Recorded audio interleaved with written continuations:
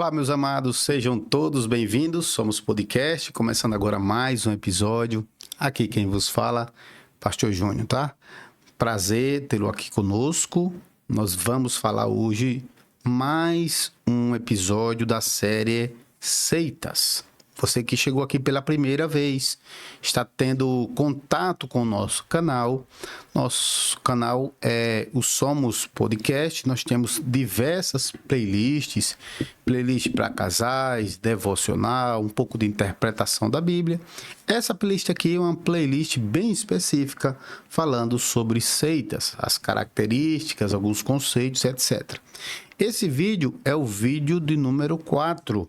Nós já tivemos vídeo falando sobre o controle mental, tivemos vídeo falando sobre a teologia do medo.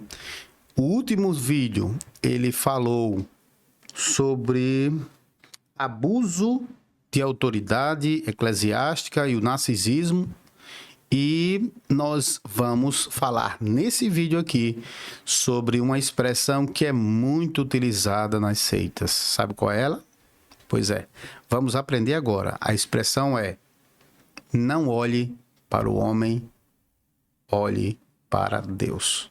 Nós queremos tratar desse assunto trazendo base bíblica para você, para que você não tenha dúvida de que a Bíblia orienta, determina, aconselha a você olhar para o homem.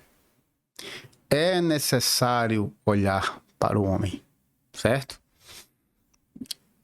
Não que o homem seja o fundamento da sua fé. O fundamento da nossa fé é Cristo. Ele é o autor e o consumador da nossa fé. Mas existe a necessidade imperiosa de nós olharmos especialmente para as lideranças da igreja. Será que as lideranças da igreja são lobos vorazes, falsos profetas, dominadores, narcisistas, interesseiros, manipuladores, defraudadores, roubadores? Como a gente não deve olhar para o homem e só olhar para Deus? Precisamos ter cuidado com isso, porque nós consideramos essa expressão como um lençol que vai cobrir tudo de errado que é feito pela liderança da igreja, tá? E a Bíblia nos orienta que nós devemos expor as obras das trevas, colocá-las à luz, tá? Então, a gente entende que isso é uma ferramenta utilizada pelas seitas, justamente porque se a liderança está em pecado, se ela está escondendo coisas, você não precisa questionar, você não pode duvidar. Geralmente, as seitas utilizam aquele texto, né? Dos meus ungidos, cuido eu. Então, ela vai te ensinar o seguinte, ó. Ela vai te dizer assim: Deus está cuidando. Deus vai cuidar dos seus ungidos. Meu irmão, não se preocupa. Tu só ora, porque Deus está cuidando. Olha, Deus está tendo misericórdia. Deus esperou por 40 anos por Saul. Mas quando Deus tratou... Então, meu irmão, entrega nas mãos de Deus. Ora, dos meus ungidos cuido eu. Isso é pano de fundo, irmãos, para poder esconder aquilo que as lideranças de seitas fazem, tá? Vamos trazer alguns textos para trazer luz àquilo que a gente está dizendo? Vamos lá. Será que a gente deve... Porque a gente deve olhar para a liderança, né? Mateus 5,16 diz assim: assim brilhe a luz de vocês diante dos homens, para que vejam as suas boas obras e glorifiquem ao Pai de vocês que está nos céus. Então Jesus, ensinando os discípulos, disse: brilhe a tua luz, para que eles vejam as suas boas obras.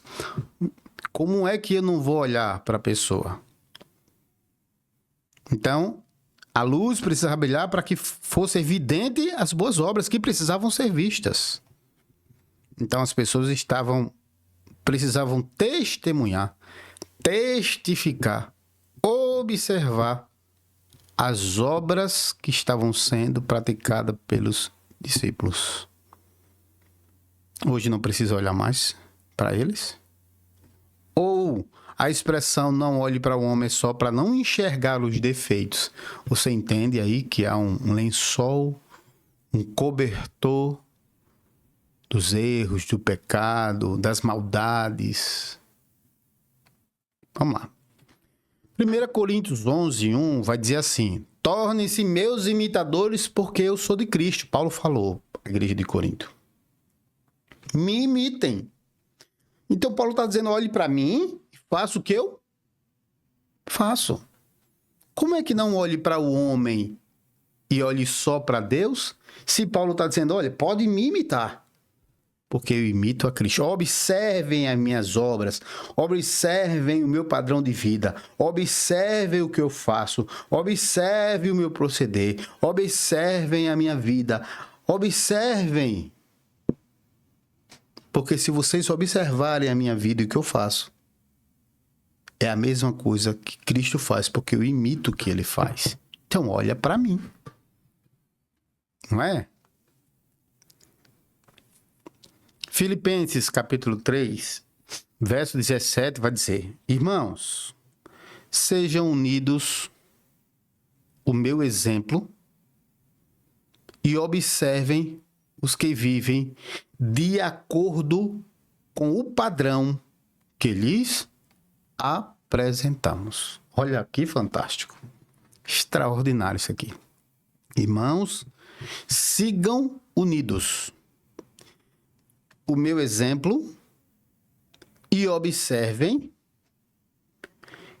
os que vivem de acordo com o padrão que lhes apresentamos. Então, sigam unidos ao meu exemplo, ou seja, olhe para mim, olhe para o meu exemplo, porque eu imito Cristo, eu faço aquilo que Cristo faz, olhe para mim, olhe para a minha vida, olhe para o meu procedimento, olhe para o meu proceder, olhe para a minha vida. E também observem aqueles, se eles vivem de acordo com o padrão que nós apresentamos, se a vida deles está de acordo com a palavra. De acordo com a palavra. Como não olhar para o homem? Como não olhar para a liderança? Queridos, um parênteses aqui, tá? Todo mundo é perfeito? Ninguém é. Ninguém é. João diz assim nas suas cartas: se alguém se julga que não tem pecado, está mentindo. Mas você não pode ser abusador. Você não pode ser falso profeta, mentiroso. Uma pessoa que prega contrário à Bíblia. Contra a Bíblia. Você está entendendo? Você não pode ser hipócrita. Pregar uma coisa e viver outra. Vamos lá, seguir. Interessante, né? 1 Timóteo, capítulo 4, verso 12. Olha o que diz. Ninguém o despreze pelo fato de você ser jovem, mas seja um exemplo para os fiéis na palavra, no procedimento, no amor, na fé e na pureza. Paulo estava aconselhando seu filho na fé, Timóteo. E aí, Timóteo era um pastor bem jovem. Então, o conselho de Paulo é: olha, ninguém despreze pelo fato de você ser jovem, de pouca idade. Mas, Timóteo, seja exemplo. para que as pessoas olhando para Timóteo vejam que ele é exemplo de vida, um exemplo de pastor. Exemplo em quê? Na palavra, ou seja, a vida dele estava de acordo com a palavra, de acordo com a Bíblia. No procedimento, na prática, irmãos, na prática, no procedimento, no amor, no exercício do amor, na fé e na pureza, coração puro, coração limpo, sem maldade. Queridos, como não devemos olhar para a vida das pessoas? Como é que você não pode julgar a liderança que está sobre você? Que conversa é essa, queridos? Essa conversa é conversa de manipuladores. Pessoas que querem colocar um cobertor sobre os pecados, sobre a corrupção, sobre os roubos, sobre pedófilos, adúlteros, abusadores, manipuladores de mente. Essa é a realidade. Olha, irmãos, não olha para o homem, olha para Deus. Isso é cobertura de pecados. Tá certo isso? À luz da palavra? Essa expressão, irmão, é antibíblica. Tá? Vamos lá, vamos seguir, né? Tá interessante aqui, tá pegando fogo, hein? Tito 2,7. Já dava pra gente encerrar aqui, né? Mas vamos complementar, porque de repente você não entendeu ainda. Tito 2, de 7 e 8, diz assim: em tudo seja você mesmo um exemplo para eles. Exemplo, irmãos. A gente tem que ser um exemplo. Fazendo boas obras. Em seu ensino, mostre integridade, seriedade, use linguagem sadia, contra a qual nada se pode dizer, para que aqueles que se opõem a você fiquem envergonhados por não poderem falar mal de nós. Queridos, que tipo de ensino é esse? É padrão até na linguagem na hora de ensinar. A linguagem sadia. Seja exemplo nas obras. E no ensino mostre integridade, seriedade, uma linguagem sadia, contra a qual nada se possa dizer. Aí você vai verificar ensinos. Tá lá o líder maior desejando que você pegue um câncer, que um ônibus vai passar por cima da sua cabeça, que você fique diabético, que um avião caia com você dentro, que quem sai da igreja de uma denominação para outra não merece perdão. Pedir perdão para quê? Sair da denominação A para B? Ué, você fica onde você quiser, meu querido. Você é livre. Livre. Porque quem salva não é placa de igreja absolutamente nenhuma. A salvação não é por mérito da placa da igreja. A salvação está em Cristo pela graça. Pela graça sois salvos mediante a fé.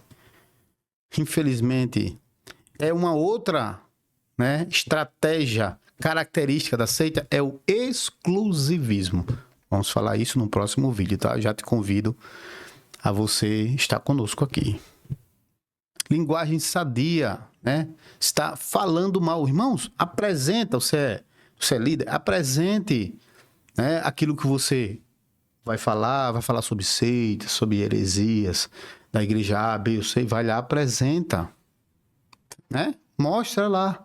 E não ficar falando mal com piadas e etc, tá? Explica o povo, ensina, para que você tenha respeito. 1 de Pedro 5,3 diz: não hajam como dominadores dos que foram confiados, mas como exemplo para o rebanho. Meus queridos, está aqui um texto que prova que ser dominador é proibido na Bíblia. Então, a gente vê aqui de forma clara que alguns pastores narcisistas são dominadores, querem controlar a vida das pessoas, o que a pessoa veste, o que a pessoa, para onde a pessoa vai, para onde a pessoa, com quem se relaciona, com quem fala, com quem segue na rede social, o que a pessoa assiste. As pessoas querem controlar, esses donos são dominadores, sobre o pretexto de que é para que você seja puro, santo diante de Deus. Não quer controlar a tua vida. Você que está dentro de um contexto desse, você está dominado. Agora ele diz assim: não ajam como os dominadores do que eles foram confiados, mas como exemplo. Irmãos, você acha que um pastor estuprador é exemplo de alguma coisa? Ah, mas não olhe para o homem, para Deus. Então pode, né? Você acha que um pastor pedófilo, um líder pedófilo, presbítero, bispo, diácono, o que for, ele é exemplo de alguma coisa? Ah, mas não olhe para o homem, olha para Deus, né? Você acha que um pastor ladrão que desviou dízimo da igreja, ele pode ser exemplo? Líder de organização criminosa, ele pode ser exemplo? Ah, não olhe para o homem, mas olhe para... Não, não estou servindo ao homem, não. Estou olhando para Deus. O problema é que o sistema está assim. Os sistemas são assim. Com dominadores, né? Esse exemplo. Será que é exemplo, por exemplo? Como, irmão? É exemplo com a vida, ficha criminal. 1 Tessalonicenses 1, 6 e 7 diz: de fato, vocês se tornaram os nossos imitadores e do Senhor. Então, a igreja de Tessalônica imitava Paulo e a Cristo. Pois, apesar de muito sofrimento, receberam a palavra com alegria que vem do Espírito Santo. Assim, tornaram-se modelo para todos os crentes que estão na Macedônia e na Acaia. Então, veja, a igreja de Tessalônica, a igreja imitou Paulo, imitou a Cristo, e ela se tornou modelo. As outras igrejas, quais sejam, da Macedônia e da Acaia, passaram a observar o proceder, a vida, o amor, a compaixão,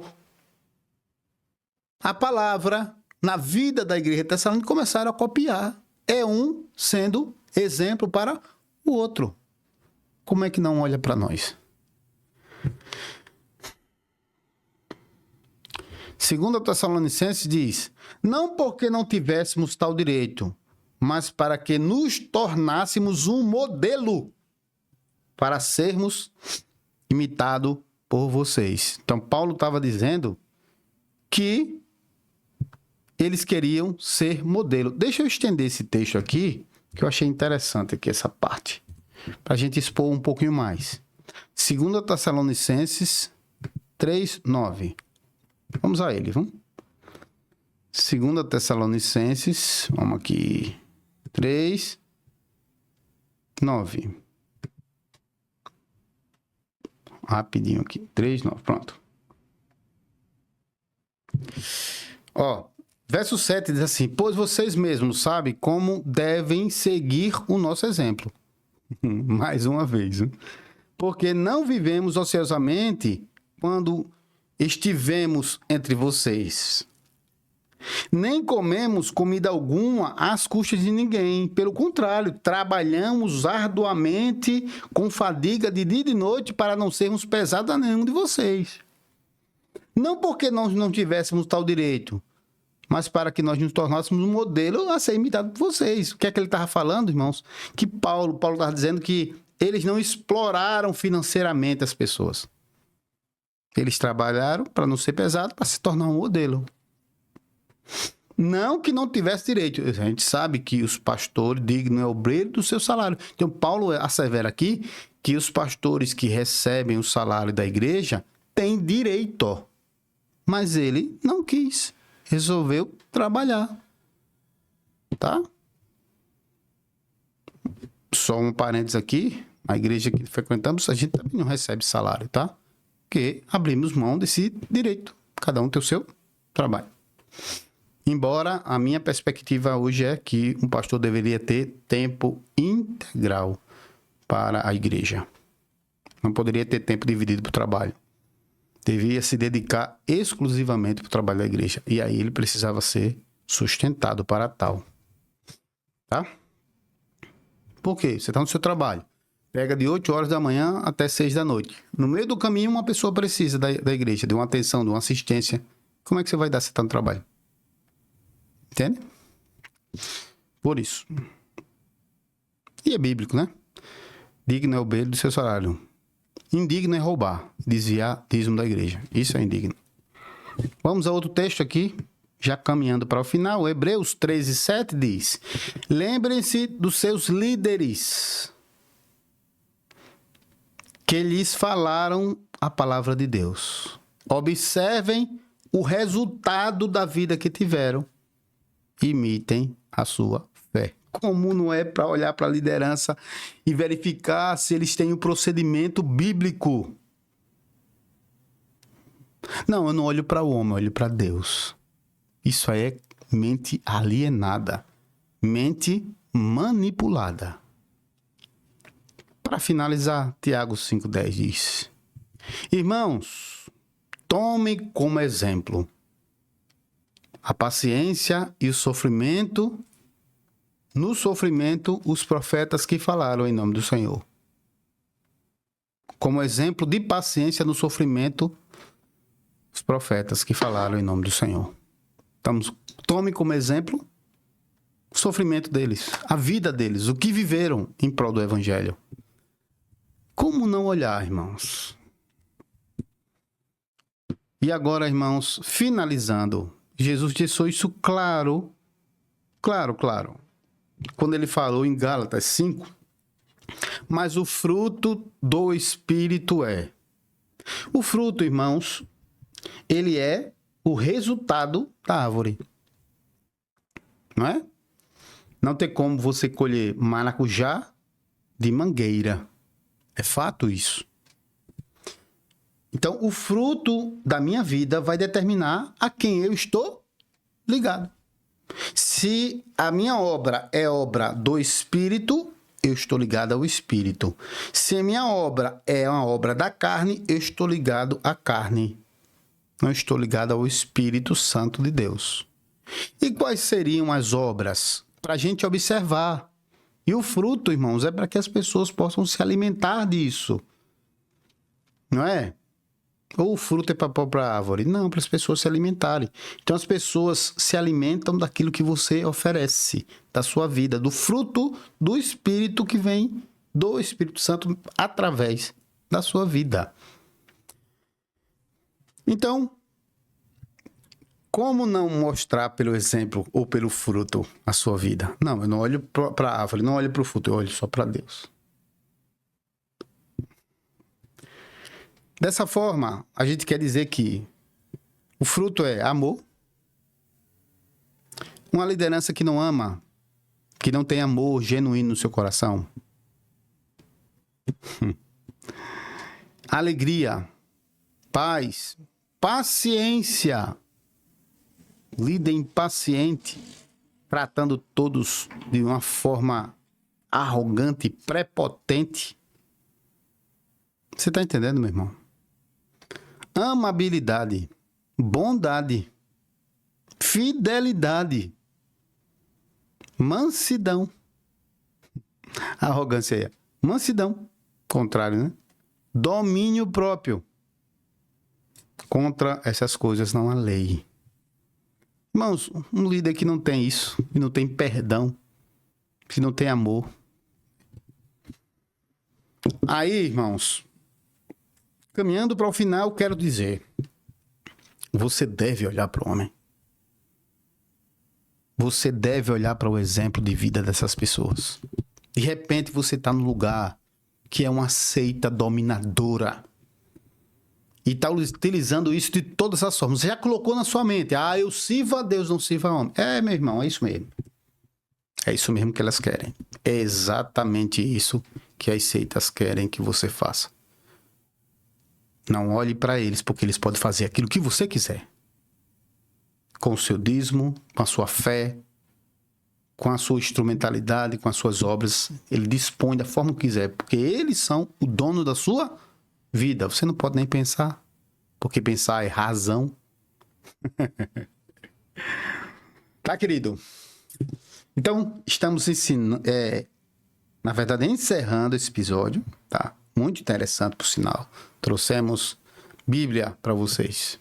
Bíblia, tá bom? Que Deus abençoe a sua vida. E a pergunta que não quer calar, tá? Você já é inscrito aqui no nosso canal, meu querido? Se inscreva, tá? Aqui, ó. Ative o sininho de notificações. Comente, meu irmão. Dê um amém, glória a Deus. Comente aqui se você conhece alguma autoridade que é desse jeito, dizendo que não olhe para o homem, não olhe para Deus. Já teve experiência disso? Pode comentar aqui, tá? Deus abençoe a sua vida. Aqui é Somos Podcast, tá? Playlist sobre seita. Que Deus te abençoe. Fiquem todos com Deus. Haverá novos vídeos sobre seita. Iremos falar sobre outras coisas muito interessantes para você, tá bom? Que Deus fique com você, com a sua casa, com a sua família. Deus abençoe. Graça e paz.